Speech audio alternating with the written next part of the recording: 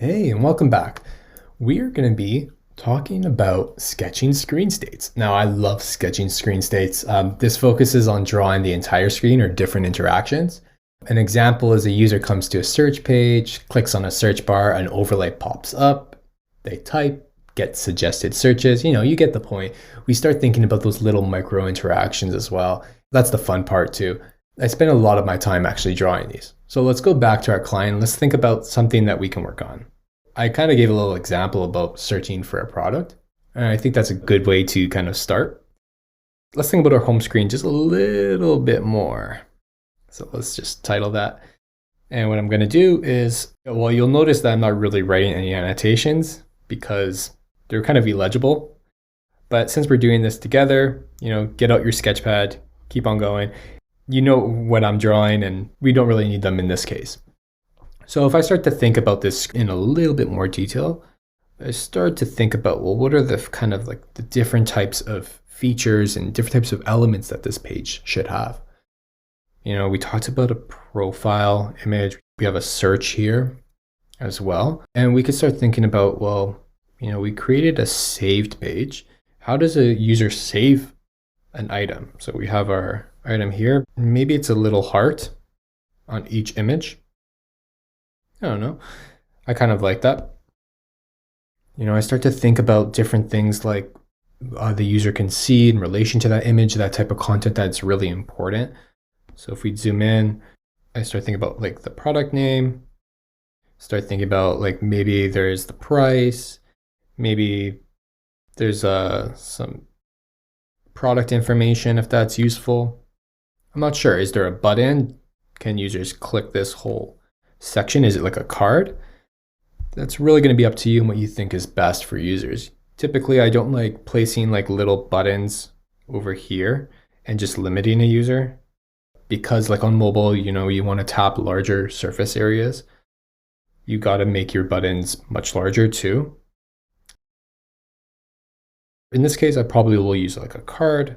I'm not sure just yet, but something to start thinking about. So this probably like this interaction, when I'm thinking about it, maybe it's a carousel. So when the user kind of swipes left, what will happen is this will go there and we'll kind of start getting images that go left to right, which is pretty cool. So those will go left to right.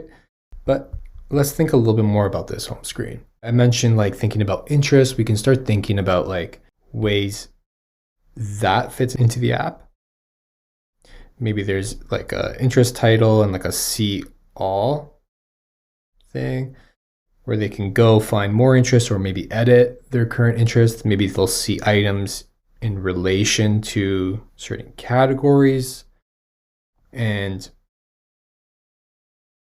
they can click on them and put them into a different funnel. So I'm starting to think a little bit more detail in terms of like what's on the page, what I need to account for when I'm building a product. And that's really helpful, especially with screen states. So we did talk about search. So what happens if you actually click this search over here? Let's draw a state. When somebody clicks a search, I'm thinking like an overlay will pop up. What does that interaction look like? So let's just start ground zero, number one. We'll just name it overlay. Maybe an overlay pops from top to bottom. There's a little X with the search. We're on mobile, so we have to remember that, there's a keyboard here. It's a lot of rectangles. We also need to remember that these keyboards have some sort of large button that could be used as like an enter. So that's an alternate way for them to select something. So if they're writing something in there, if they're typing something in there, we need to start thinking about what happens. So once they start typing,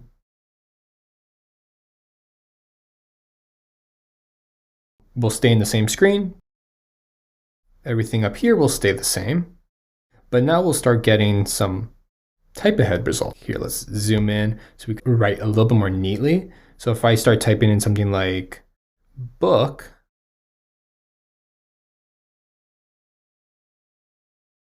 we're going to change our pen weight just a little bit more.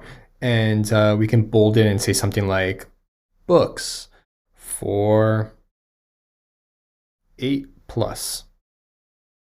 And that's a great way just to kind of like make the user's life a little bit easier. Maybe they're looking for a bookshelf. So we can do the same there where we just bring that down and it'll be like shelf. It'll just finish off the rest. So it's just kind of auto-suggesting, auto-completing for them.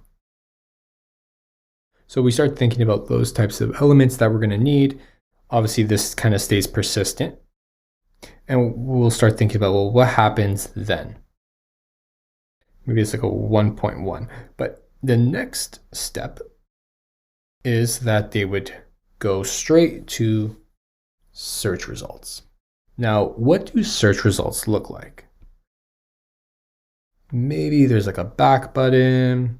Maybe we got our search at the top, whatever we wrote.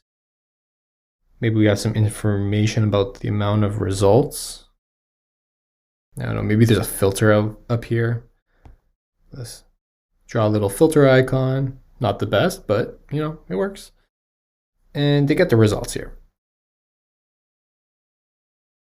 Now here we start thinking about, well, what do they see? What can they interact with?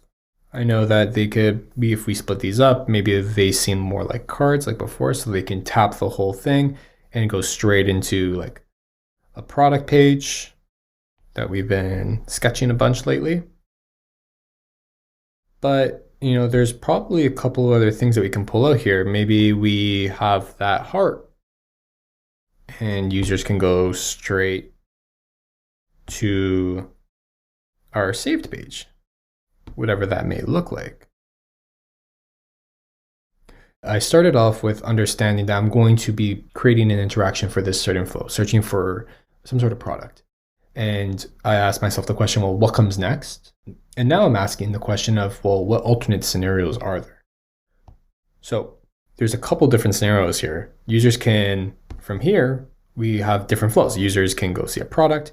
Users can save their products to a saved page. Users also can enter a new search. They can go all the way back. And users could even filter. Users could also kind of like just abandon the search if they want to. Maybe we have a persistent like navigation at the bottom. So there's so many different scenarios. Like what happens with filters? Maybe it's like another overlay. It comes down from the top, nice little animation. And I'm starting to think about these animations a little bit more, these micro interactions, because if I leave them all the way to the end of the project, they're not going to look good. They're going to look amateur, and you should really incorporate motion early on. They really help a lot with different types of things like feedback and understanding the state of a screen. And we're going to do a whole lesson on motion later, but it's great to just start thinking about it right now. So this is like our filters. We're just going to call it fill. And now I could start thinking about the content here. I mean, now we're branching out, and that's totally fine. Sometimes I don't branch out. Sometimes I just kind of stop here and I start refining this kind of flow. But it's pretty cool to start thinking about all the different types of things that you're going to need to account for, like the different types of UI elements, different types of content. So if I think about filtering for a product like this, there's a title, maybe people are going to want to filter for something like price. So that may be an option. Maybe it's by customer review, or maybe it's by like newest items. Maybe there's another section where it's by review, solely by review. So we can start thinking about what we're going to need to actually implement moving forward. It's going to really help us in the future. And this is why we actually just kind of sketch and, just do it quickly. So take some time to really go through that. Like I said, don't get bogged down by the details. Like you could tell that we just went through it really quickly and we learned a lot about what possibly could be in our application. We created a bunch of screens and we have a really good like jumping off point. But now we can take these, use them for like user flows, use them for our sitemaps, and even start building wireframes like ASAP. The whole point of sketching is to just be lean, be agile, and don't get bogged down by the details. Ignore things like dribble, or where you see like really high definition like sketches. Just go for it, jump right in. And that's it for sketching screen states.